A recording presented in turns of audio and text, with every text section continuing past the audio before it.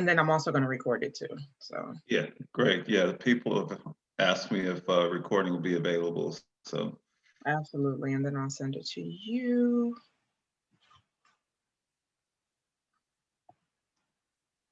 Okay, we're live. The cloud. Okay, here we go. Hello, everybody. Hey, healthy and whole people. Thank you for joining us today on Morning Coffee with my special guest, Mark. And there's so much greatness of his background and his story and his bio, and I'm going to let him share that. But first, I just wanted you guys to hear how we met. We met from hiking. I think is this the second person? Yeah, this is the second person that I've talked to on Morning Coffee that I met through the hiking group and crew. And so I'm grateful to them for bringing me together with such great people. And today Mark is going to tell us more about himself and more about what the words healthy, healed, and whole means to him. Go ahead, Mark, you can take it away. well, thank you first of all, Tisa, for having me. And yeah, it's definitely a great hiking group. And the bio, I'll let people read that. No, you have to tell it. You have to, please. It's like these are, so it's funny because we've hiked this entire time and I did not know all of these things about you. And it was such a shift from like, I don't know, I'm sure it was probably happening simultaneously, but the corporate world and then that whole spiritual aspect, which I was like, okay, that's why Mark is always cracking up when I'm quoting little scriptures out there to them when they not listening. When they not listening. well, okay, so I mean, I probably have a few decades on most of the people here. So, I've had a few lives, and what can I say? Engineering background, high tech marketing, sales, that kind of thing. Divorce. Yeah, right. Divorce followed by, sort of I want to live this life differently, which led me into a whole spiritual conversation, and once that started, it became really clear pretty quickly that I was leaving the corporate world. There was just stuff I just didn't want to do anymore. Okay. So I mean, that was sort of the start of it. And what can I say? It started with Agape International Spiritual Center out in Culver City, out of the Los Angeles area. Reverend Dr. Michael Beckwith, you probably know him from The Secret. And he does he has such a great ministry there where he is, his work is just great. You can mention him almost any place and people go, oh yeah, I know about him. So it started there, and then I graduated from there. I like to say and started working with my group now called Circles of Light Ministries. It's a traveling ministry. It's about using universal laws and Egyptian mysticism, which, once you study all of the religions, then you can see how they all say the same thing. Absolutely. And that's sort of the beautiful thing about it. So, that, I mean, that's sort of the background, I guess, or my thumbnail. I have a son. He's almost 30. Gay. Certainly has provided a lot of challenges for me, and an awful lot of inspiration as well. So I always say to people now that our kids are not here to make us comfortable. They're here to grow, make us grow. And I always chuckle when I hear people talk about what they want their kids to be and stuff like that, and it just doesn't work that way. It doesn't. And it's almost a good thing too, because then they're kind of living their authentic life. we want them to be healthy and things like that, but when they're picking their own path and journeys and careers, and it's like, okay, that's what's authentic to them, and that's courageous. That takes a lot to go against what your parents have set out for you. So thank you for sharing. That's such a good story. So I am familiar with the book The Secret, and I like that book. Yeah. Yeah, all that. Okay, that makes a lot of sense. That's great. And so you went to school on the East Coast. Is that where you were born and raised, and then you transferred over here? Well, I started in San Francisco. So I grew up in the Pasadena area and went up to San Francisco State for undergrad and then Boston University for grad school. And then from there, came out to Phoenix. Okay. And then left Phoenix. Let's see, I think actually, we actually did get married while I was in Phoenix. We got married in Los Angeles. So went out to Colorado, went back to Los Angeles. And, that's when it's so funny, the power of our words. I know that I had the thought that, oh, we're going back to LA so we can get divorced. Yikes. Yeah, that's great. And that's the book. The book has a lot to do with that, like what we think and what we bring into Right. our energy. So thank you for that. So thank you for telling us a little bit about yourself. And I always wonder, I'm like, what do we actually talk about on the hikes? Because I'm like, I really don't know like a lot about the people, but I know them. So thank you for sharing that, because now I feel like I know more about you. But now I want you to tell us what the words health, and you can do it however you feel comfortable, but what the word healthy, healed, and whole means to you. Oh, well, that's a really, really good topic. So thank Okay. you for that. And, I sat and I thought about it quite a bit. So,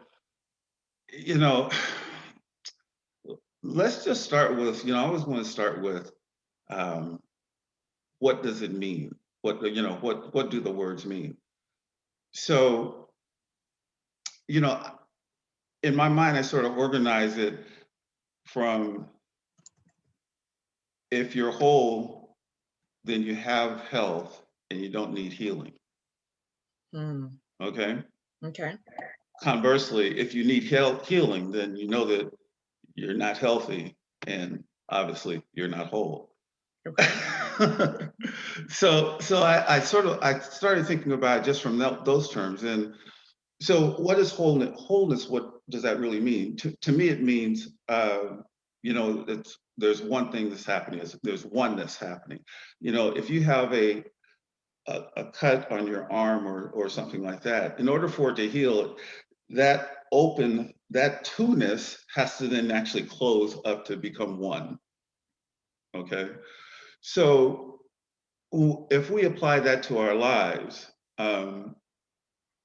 you know, when I was in the throes of my divorce, um,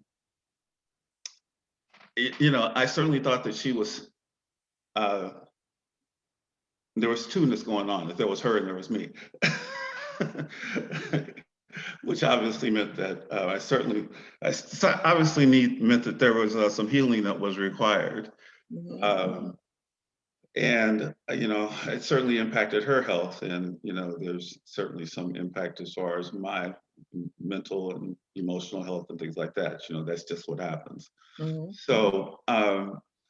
So it's really important, if we start with, listen, if I feel like there's something wrong, then that's an indication that wholeness is not present. Okay. I always think about, if we look back to spiritually, you know, God is all knowing, all powerful, and everywhere. There's, omniscient, omnipotent, and omnipresent. So one thing is happening, and that's just God. As soon as we start thinking that there's God and something else going on, then to me, that means that that there's healing that's necessary. And that will definitely impact our lives. So if I can look at the entire world, if I can look at the universe as being one, and I'm part of that one thing, then that's going to help me in terms of the ease, and it's going to help my health, and it's going to help my relationships. It's going to help everything about my participation in that oneness.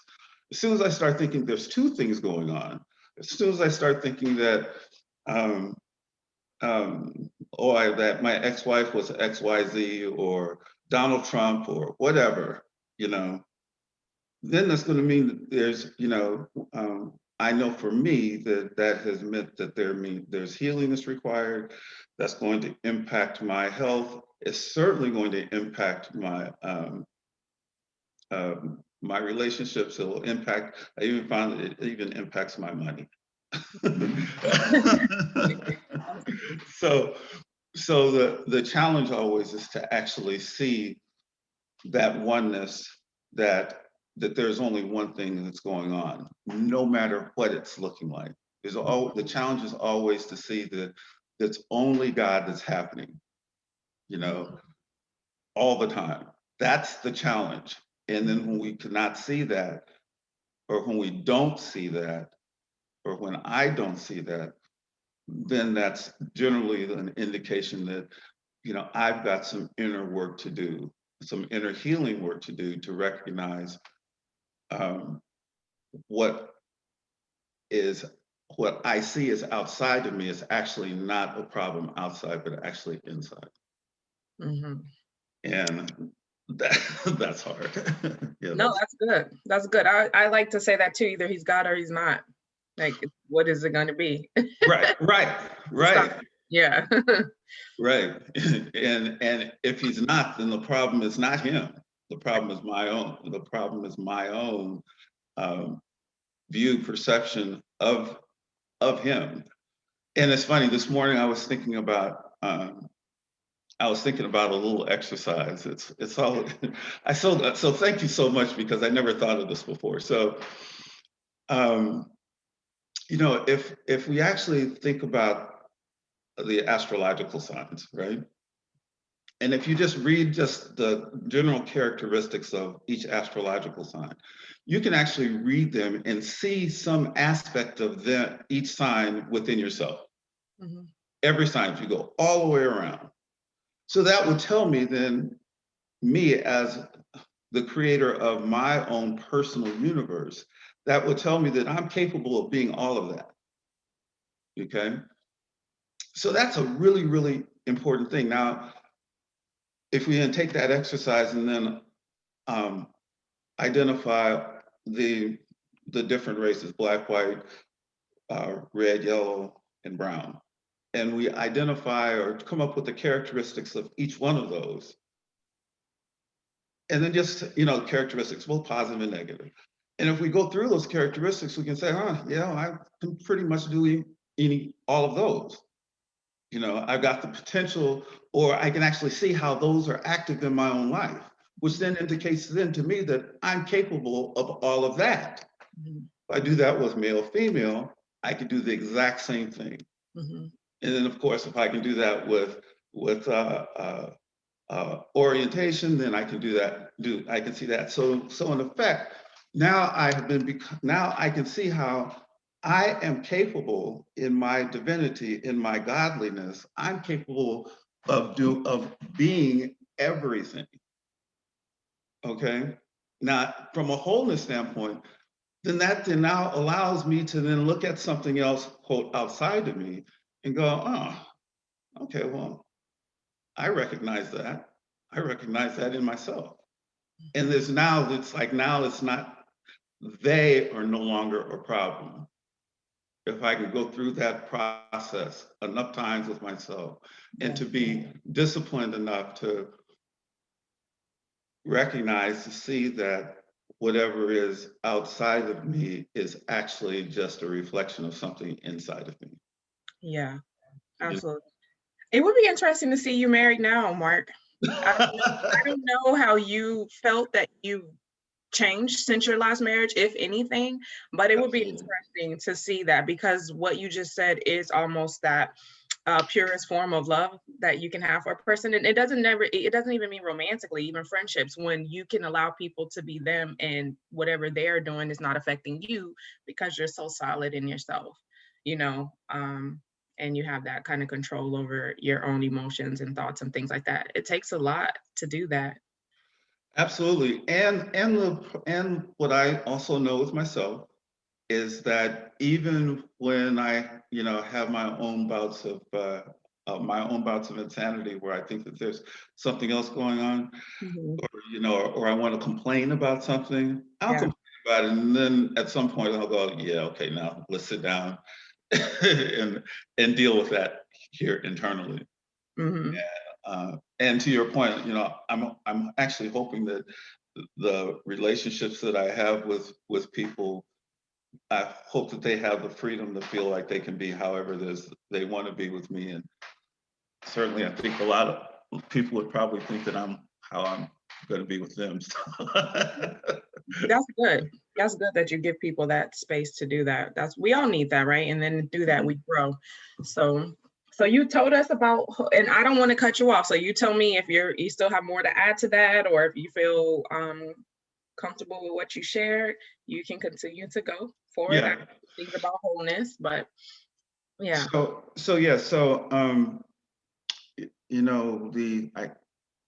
I'm just looking over here at my notes. So the important thing is to always understand that our um, that we are in fact the creators of our universe. We are the creators of our experience, um, and it's easy to say that. Um, you know, the practice becomes the practice is the challenge.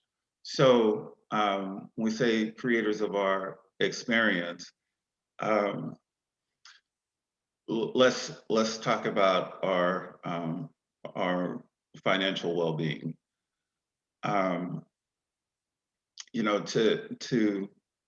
to say, oh, I'm abundant, I'm prosperous, and then um, driving around to find gas is 3 cents cheaper. Those things,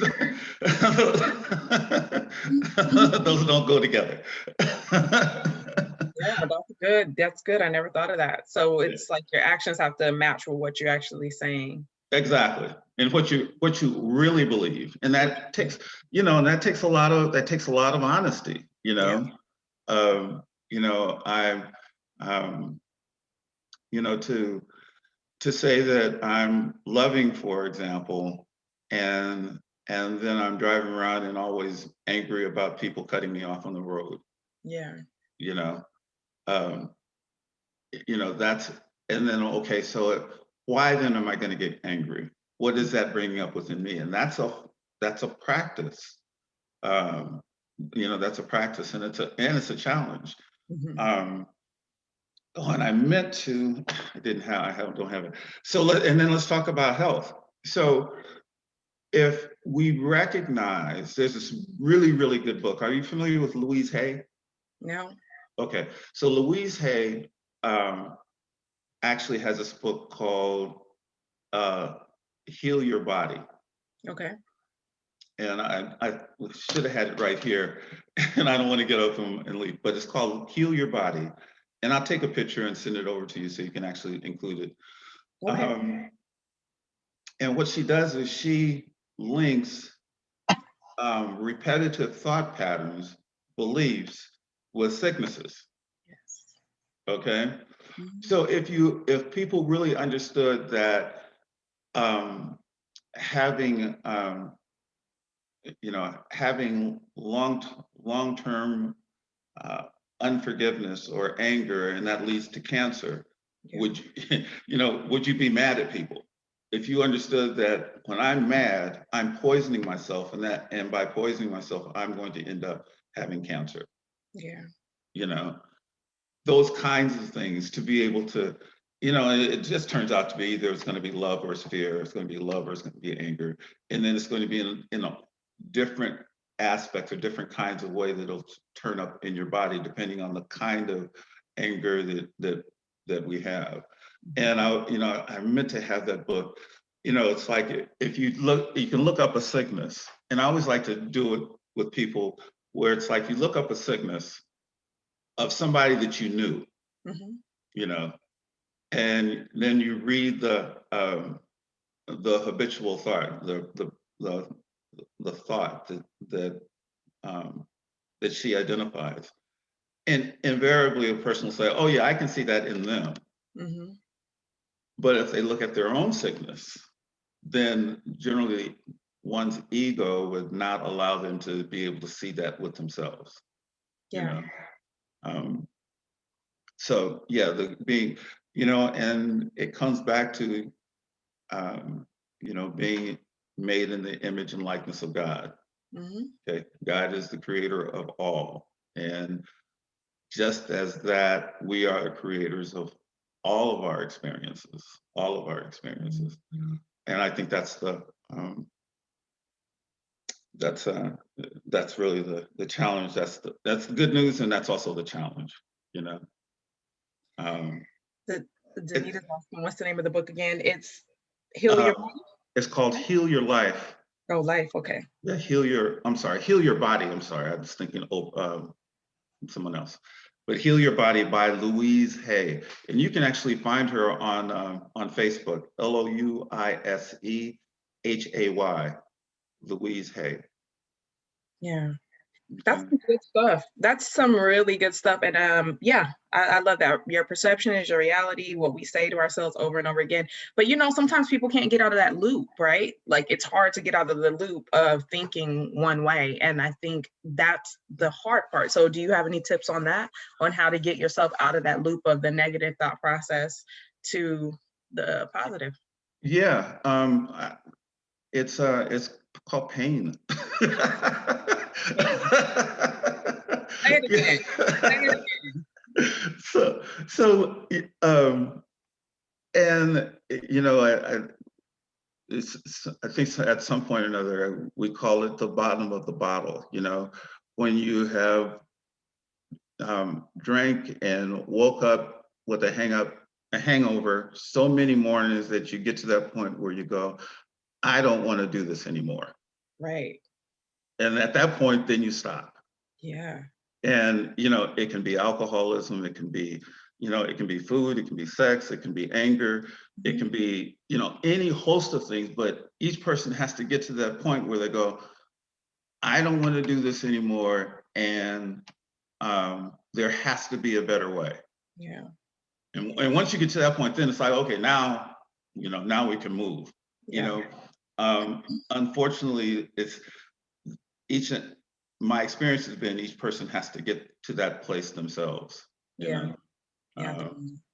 you know, and we want people to do different. We want people to be different. We want them to be, you know, our loved ones to not have, you know, the pain and things like that. We want that for people, but unfortunately, it's not like that. You know, so the universe is not made that way. So you know that I've been in this urban farming thing, right? I read that. And there's so much intelligence that is designed in. Mm-hmm. So what happened? So I've been growing stuff and been having a great time. So some of my crops now they're at the end of their season. So you know what they do? Mm. So I grew most of my stuff from seeds. Okay. So when they get to the end of their growing season, each plant produces seeds. Mhm. Okay. And then the seeds bust open, fall to the ground to start the whole process all over again. There you go. You know, Yeah. within the intelligence of the seed creates the plant and the ability to produce more seeds. Mm-hmm. I think that's just absolutely brilliant. So the seeds, I mean, so the plants will never go away. So, you know, I've been, you know, so I was thinking about that. And then for whatever reason, I realized that, or I decided to ask the question, well, how long has man been on Earth? Turns out man has been on Earth, according to Google, 300,000 years. Okay. Well, the Earth is, according to Google, 4.5 billion years old. Mm. So if there is an ability for plants to regenerate themselves, regardless of situation, and that's how the intelligence was built into that, it would seem that no matter what we do, even if we decide that we want to blow this whole thing up, that's still not going to be the end of man. Yeah. So to me, what's important is to actually, just like with plants, is to get in line with what is actually happening, you know, which gets back to the wholeness conversation.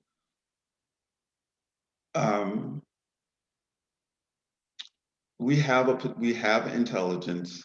We can actually, just like with plants, you can put them in the ground, and if it's in their season, they're going to grow regardless. You don't have to do anything else. Yeah. Well, I think with us, all we have to do is like, okay, what's in front of us to actually do, and let's just do that. Yeah. You know, I had the experience of one year I decided that I no longer wanted to go out and, you know, knock on doors and do all the kind of stuff that's normally done in my business. Yeah. So I decided, okay, I'm going to sit on my couch and my phone is going to ring. That year I made double the amount of money. Mm-hmm. Okay. So we have this incredible power within us to create whatever it is that we want. Mm-hmm. So we can create, you know, I don't have enough money, or we can create, I got plenty of money, or we can create, you know, I like the one that there's not enough men, or we can have an abundance of friends who want to be around us. Yeah. You know, we have that ability. So what, you know, let's actually just use it. Use Mm-hmm. our actual divinity, our God power to create that which we actually want, you know? And, you know, it's not about creating from a place of ego and things like that. You know, that will never, it'll work for about 5 minutes, and then all of a sudden it's like, yeah, but that's not what we want you here doing. You Yeah. know, and Yeah. and it'll change.